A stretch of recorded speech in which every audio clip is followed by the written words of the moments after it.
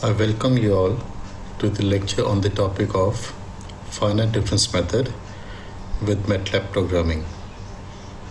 In this particular lecture, we will see how a second order equation is going to be solved with the help of Matlab programming, and we will take the example of a beam to obtain the solution.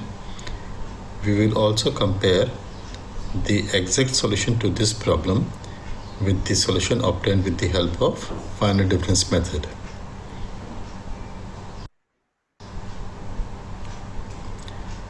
We are taking the same examples which we have taken previously in some other lecture. There is a simple supported beam of length capital L. It has a point load W at a point C. The load is not at the center but is slightly shifted towards the left, and the beam is represented by a line AB. The governing equation to this problem is a second order differential equation which was already discussed in the lecture classes.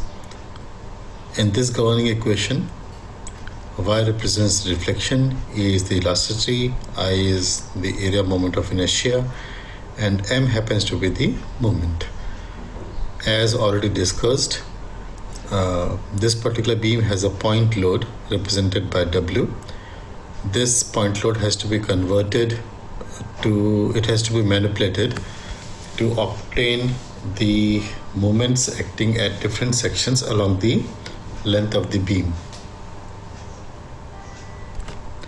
The boundary conditions required to solve this problem are going to be the known values of deflection, that is 0, at the two supports A and B.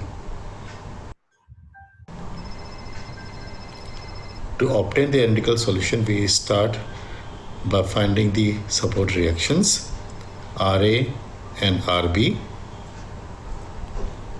Then we find the moments for the two sections of the beam. The two sections of the beam are represented by AC and BC. In fact, both these sections have a different formula with the help of which the moment is going to be evaluated. So starting with the section AC first. For section AC, the bending moment is simply the reaction at point A, RA multiplied by X, which when substituted in the governing equation and integrated twice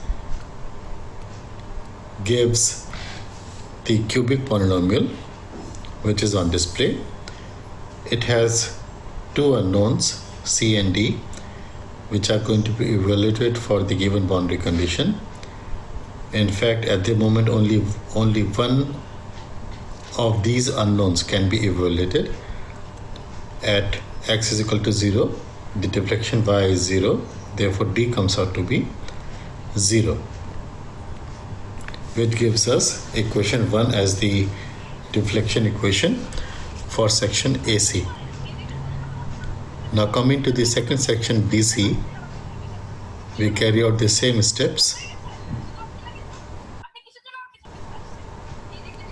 We first of all find the bending moment and then substitute it in the required governing equation and integrate it twice to give equation number 2 having two unknowns E and F. Now out of these two unknowns, we can find the value of one unknown, that is F.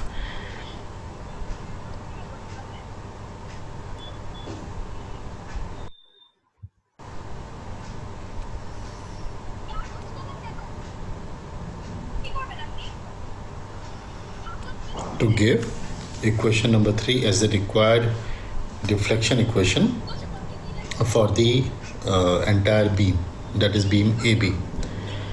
Now in this particular expression, you can substitute various values of X to find the corresponding value of deflection vertical deflection for the beam, and that expression, that plot we have obtained, that plot we have drawn in the lecture classes also, so we need not repeat it over here. We will move forward with the numerical method, that is FDM.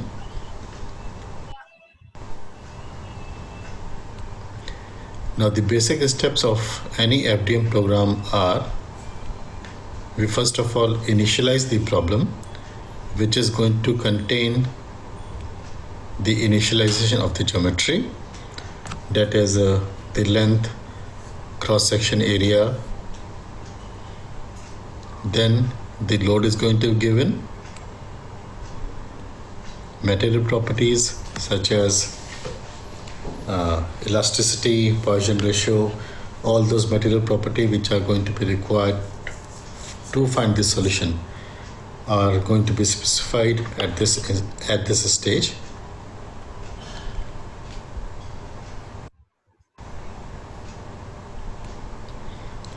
After this, we are going to form the stiffness and load matrix. In fact, the stiffness and load matrix are written by our expression Kx into F, where X happens to be all the unknowns. In the case of a beam, the unknowns are going to be the lateral deflection of the beam, and if supposing the domain has been discretized, the beam has been discretized in 10 nodes.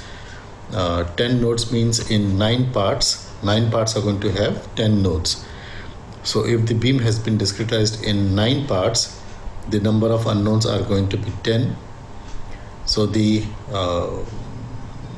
X, that is the matrix containing the unknown, is going to be of size 1 column and 10 rows. Similarly, the matrix F, which contains all the loadings in terms of external forces or external movements, whatsoever may be the disturbing criteria, is also going to be of size equal to that of X. Therefore, it is going to be of size 1 column and 10 rows. And correspondingly, K, which is commonly known as the stiffness matrix, is going to be a square matrix of size 10 by 10. Kindly notice that in this particular formulation, or let's say in the formulation of any numerical method, the boundary conditions are substituted at the end. They are not going to be taken as they are not going to be considered in the starting, but the solution starts as if they are unknown parameters and are going to be substituted in these equations at the later stage. Therefore, when I say that the displacement, that the X matrix is of size 1 column and 10 rows, I am considering all 10 nodal displacements as unknowns. I am not taking the node at the value of displacement at node 1 and the node 10th as the known values. They are known because the beam is constrained at this particular end. Therefore, the displacement is known. That is, the value of displacement happens to be 0. But still, I am taking them as unknowns. This gives the size of the X matrix to be 1 column and 10 rows.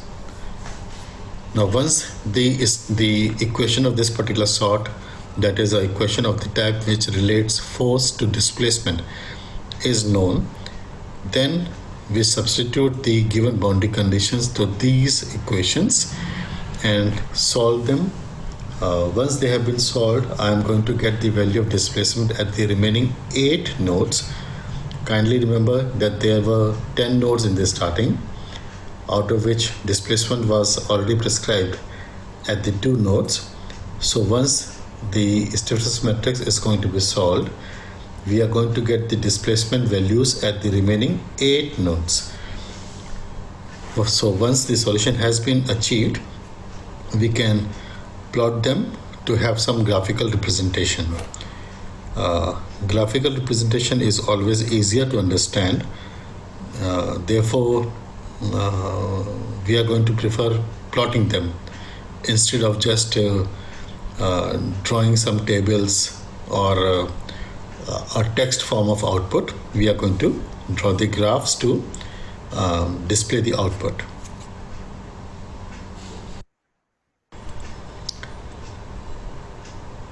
So starting with the solution procedure, the governing equation is given by the second order differential equation, and since we are dealing with a beam of a same material and the geometry is also a constant quantity, therefore the term E and I can be taken out of the differential and can be transferred towards the right to give a modified form of the governing equation, that is del square y by del x square is equal to m divided by EI.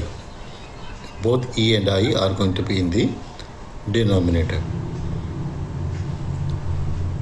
Now the support reactions are given by RA and RB, which are going to be used for finding the bending moment for section AC first and for section CB later on.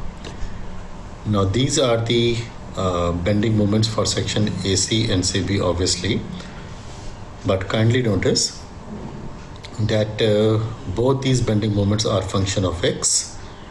They are that means that they are going to have different values at different locations of the beam, and these are supposed to be substituted in M, appearing on the right hand side of the required governing equation.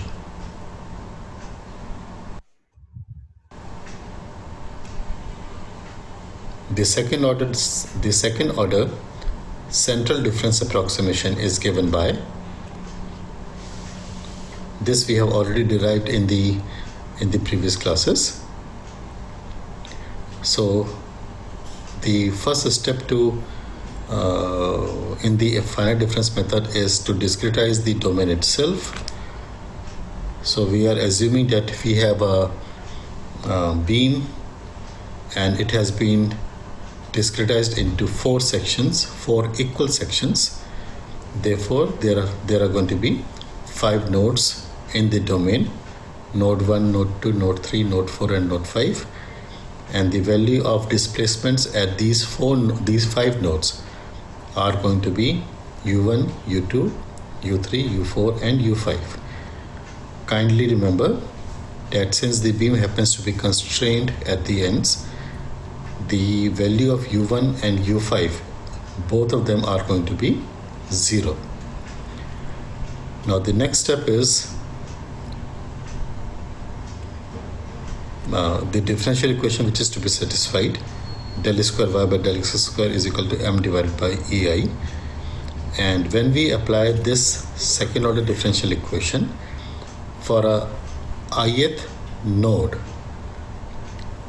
okay, we are applying this second order differential equation to a ith node where the value of I is going to vary from 2 to 3 and finally 4. We are going to apply the second order differential equation to 3 nodes: node number 2, node number 3 and node number 4. So when the differential equation is applied for the ith node, the equation what we get is ui plus 1 minus twice of ui plus u I minus 1 is equal to mi divided by ei and capital EI. If you compare this particular expression with the second order central difference approximation, the value of x naught, if the value of x naught is at the ith node, then x naught plus h is going to be I plus 1, and x naught minus h is going to be I minus 1. So this is how the expression is going to be written, and I is going to have 3 successive values. When I is going to be 2, when I is going to be 2, I plus 1 is going to be 3, and I minus 1 is going to be 1. Therefore, the 3 unknowns which are going to appear in this equation are going to be u3, u2 and u1. Okay, I am repeating this once again. When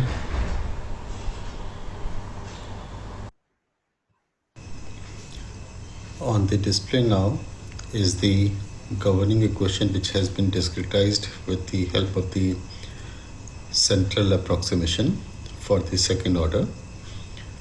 The equation has been discretized for the ith node. Therefore, we have terms appearing such as I plus 1, I and I minus 1 on the left, and there are terms of I on the right. Now in this present slide we are going to vary the value of I from 2 to 3 and then to 4. This is going to give us 3 equations for node number 2, node number 3 and node number 4. Kindly remember that the value of deformation for node number 1 and node number 5 are known quantities, and the discretization is applied for node 2, 3 and 4 only. So for the second node, when the value of I becomes 2, the equation becomes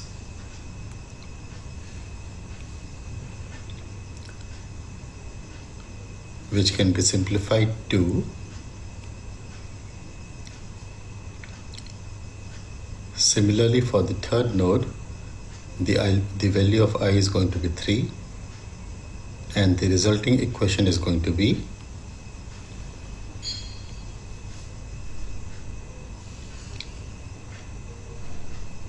and similarly for the fourth node,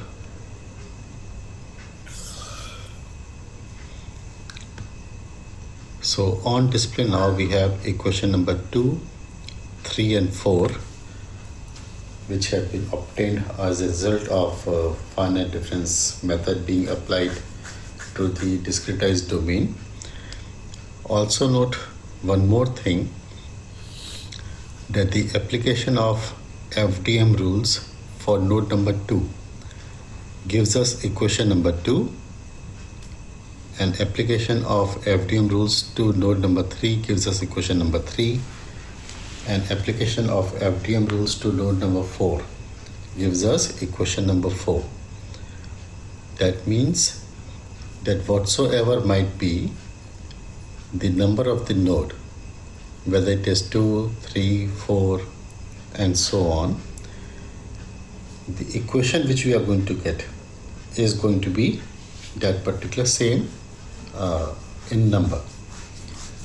For example, if the domain has been discretized into, let's say, 100 nodes, then the FDM equation for node number 2 is going to be second equation. FDM discretization for node number, let's say, 40 is going to be the 40th equation, and so on. And obviously all these equations are going to be arranged in a matrix form, so we need to know where all equations are going to be arranged. So these are the 3 equations. The other 2 equations are the constraints equation for node number 1 and node number 5. Arranging all the 5 equations together,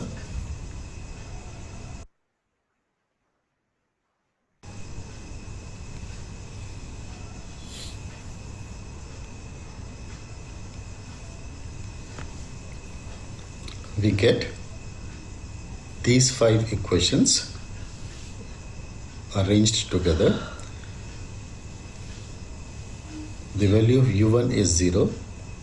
The value of u5 is also 0. This is because the ends of the beam are constrained because they are simply supported.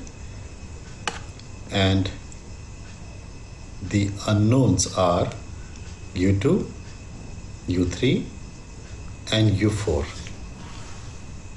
These 5 equations can obviously be arranged in a matrix form. So what we get is the equation in the matrix representation. Now all the terms appearing on the right hand side, obviously they are known, and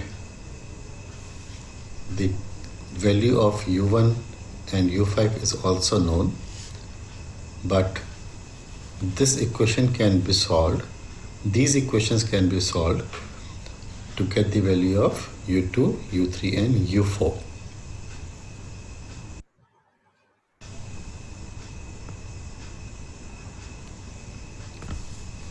Now the thing to be noticed is, though the equations have been derived for constant m, e and I, we can easily substitute any value of m, e and I to simulate the case of a variable cross-section area, elasticity and moment.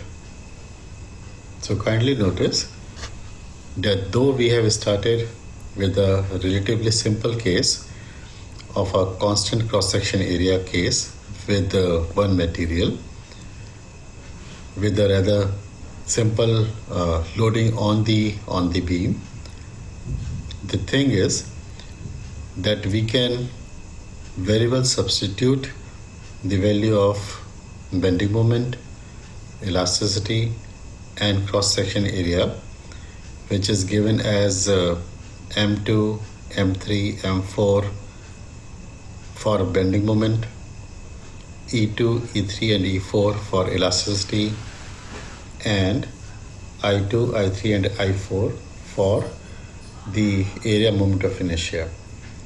All these values can very well be taken for a variable case, and the corresponding FDM formulation of a more realistic case can be obtained.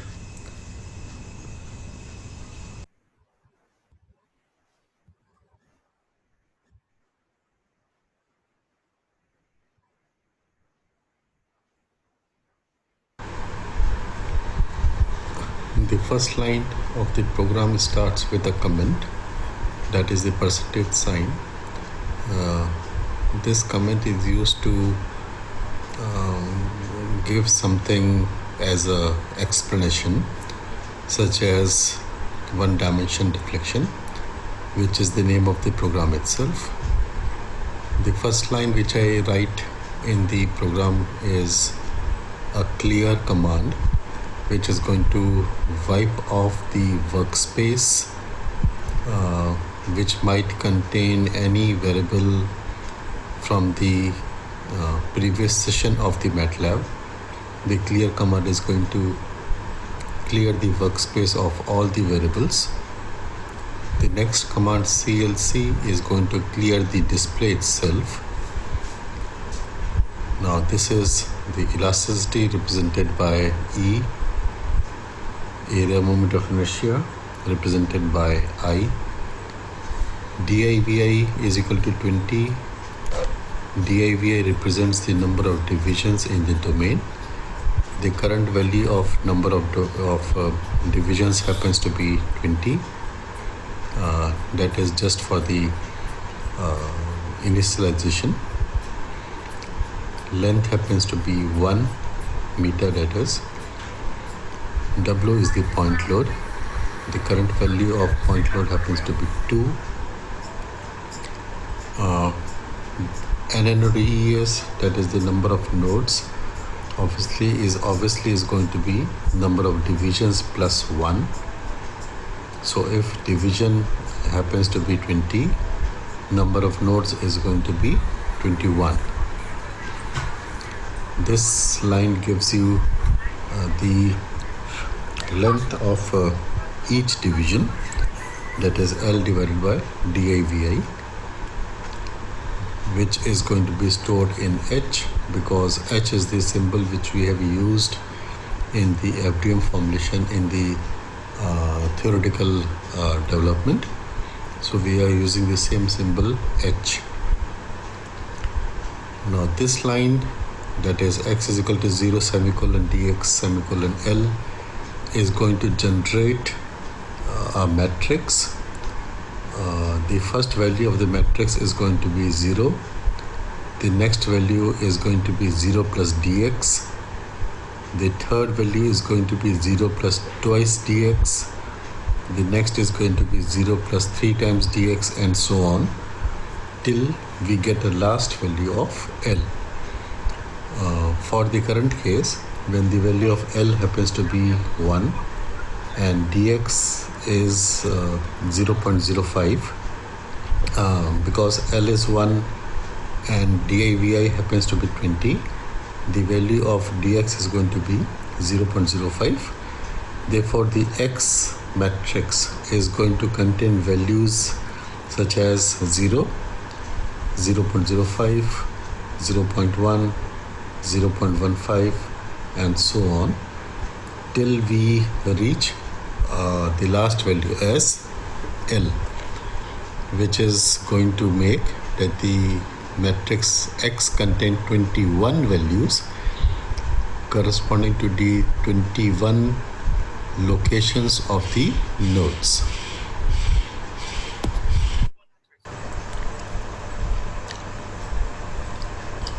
The line on display, DEFL underscore point underscore load, this is the name of a function. The particular arguments which are being passed to these functions are x, e, I, w, and L. X obviously is a matrix containing the 21 locations of the nodes.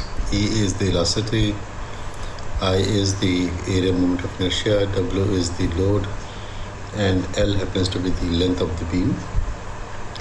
So when these 5 parameters are passed to this function, it computes 2 things which are being stored in M and DEFL underscore ACT. M in fact is the moment at 21 locations, the same locations as which are stored in the matrix X, and the DEFL underscore ACT is again a matrix which is the actual displacement of the beam at the 21 locations.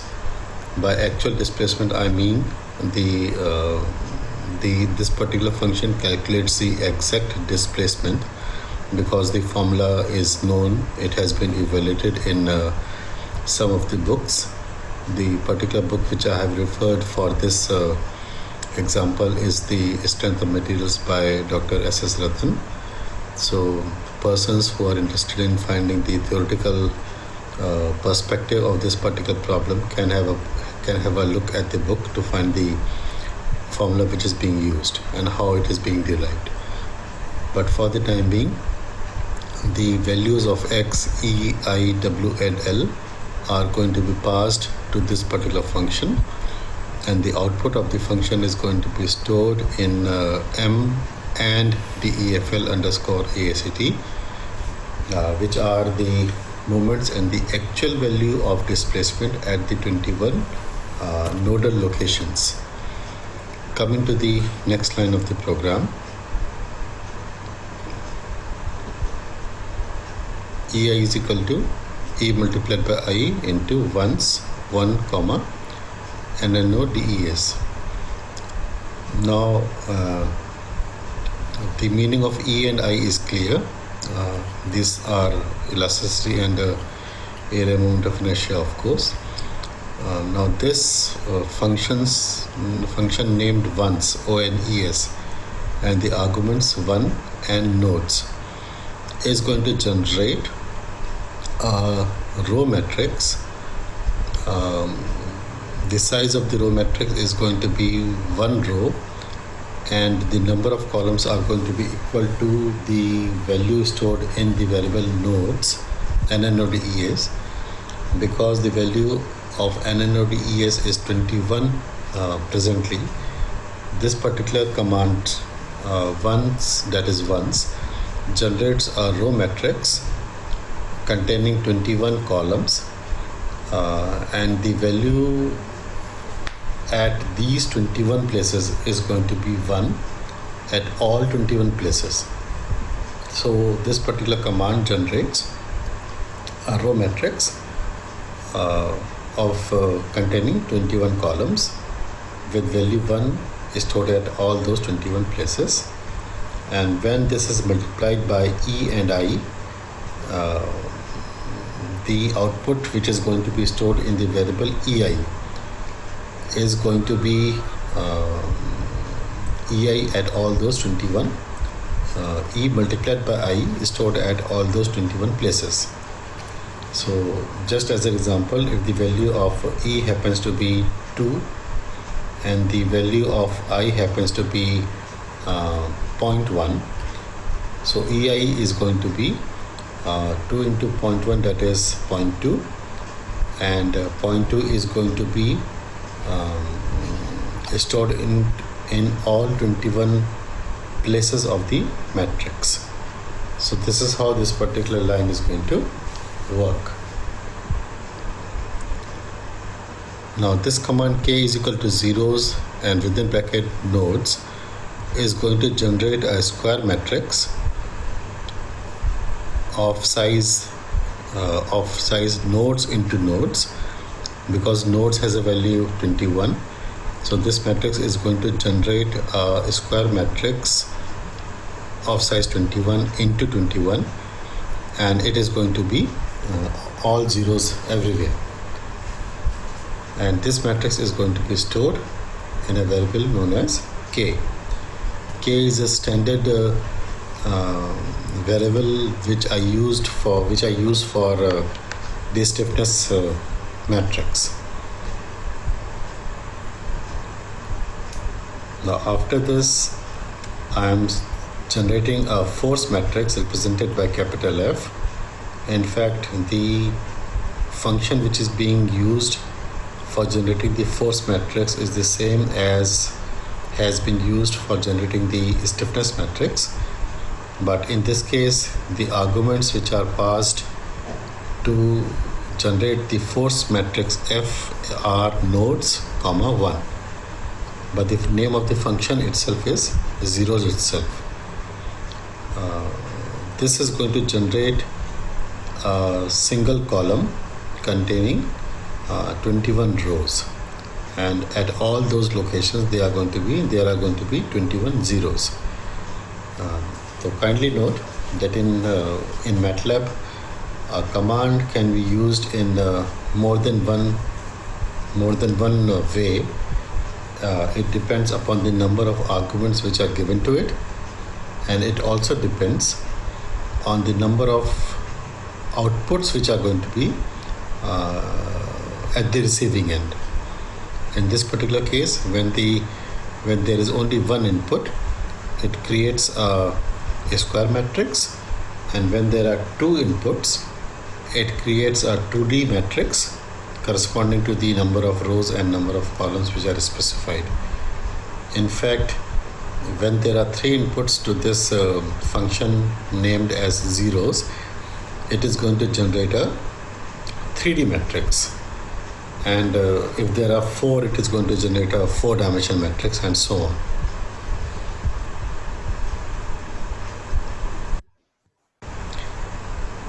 Now coming to the actual generation of the finite difference method equations, this utilizes a recurring relationship which is going to be embedded within a for loop.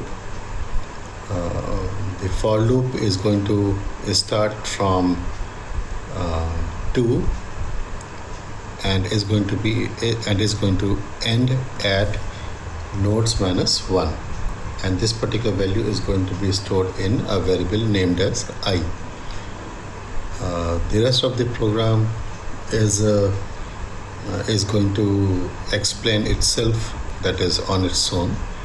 So I'm not going to do the explanation part of it, but I am going to simply display the lines of the program one by one.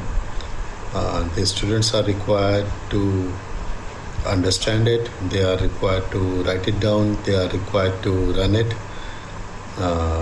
step by step, so that they can get the experience of the programming. So here we go.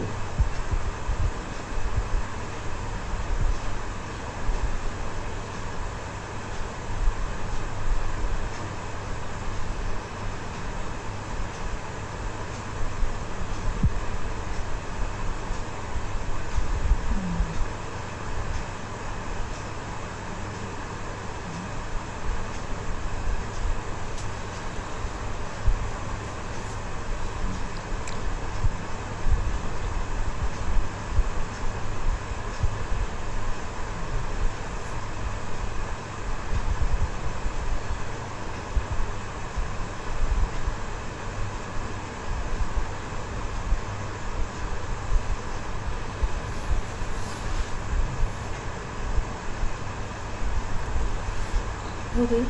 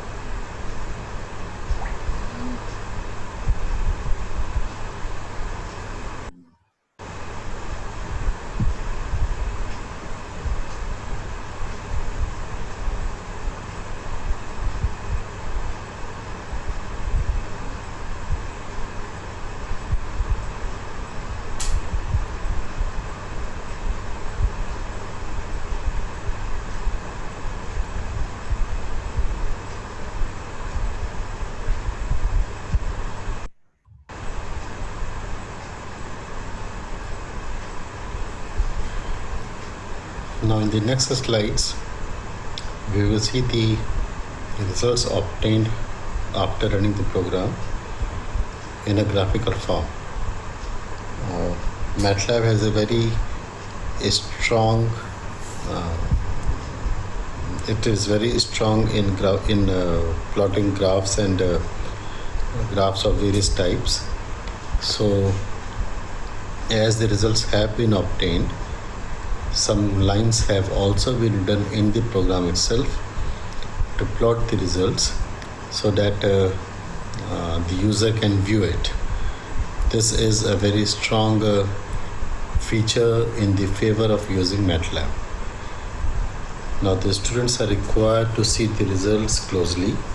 They are supposed to interpret the results in a logical manner, and they are requested to inform if any discrepancy occurs. Now this is one of the graphs. It has length on the x-axis, it has moment on the y-axis. Obviously the case which is being analyzed is a point load. The load itself is not exactly at the center. It is somewhat towards the left, and for this particular point load, the bending moment diagram is going to have a triangular shape. So this is what has been evaluated by the program. Now this is length versus actual deflection of the beam.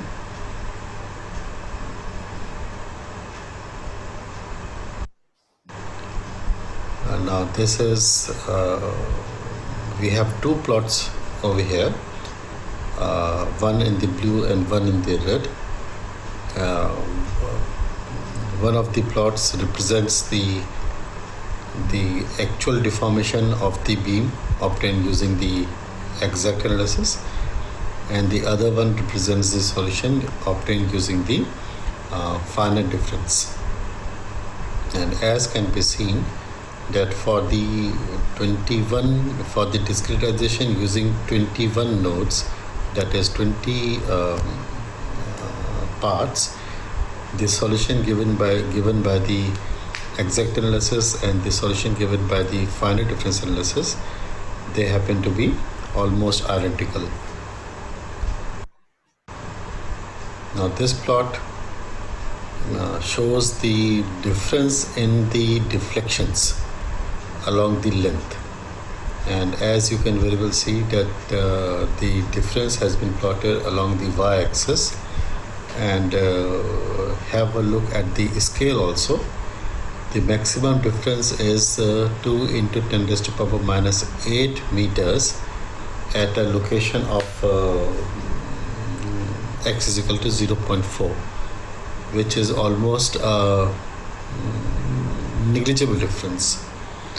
But obviously the difference can be further decreased, or you can say that the quality of this solution can be further increased by dividing the domain into a larger number of parts, or you can say that by working with a still larger number of nodes.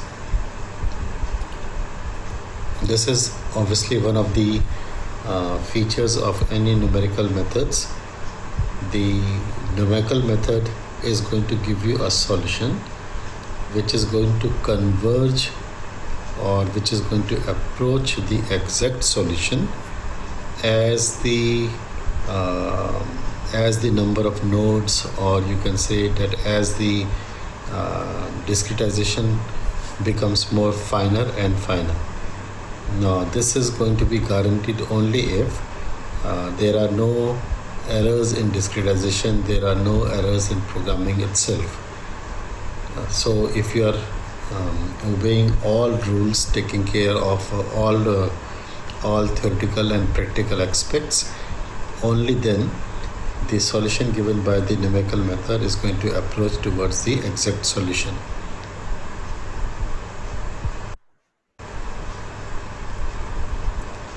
Now on display now is a function which is going to give you the bending moment and the actual deflection for the case of a uniformly distributed load.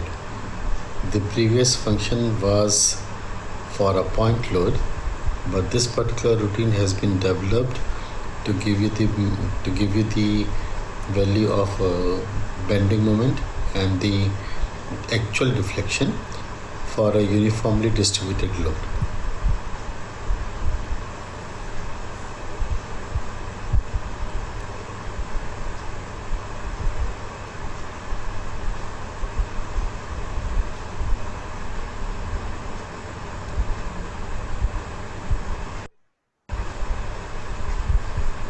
this is the corresponding length versus moment diagram.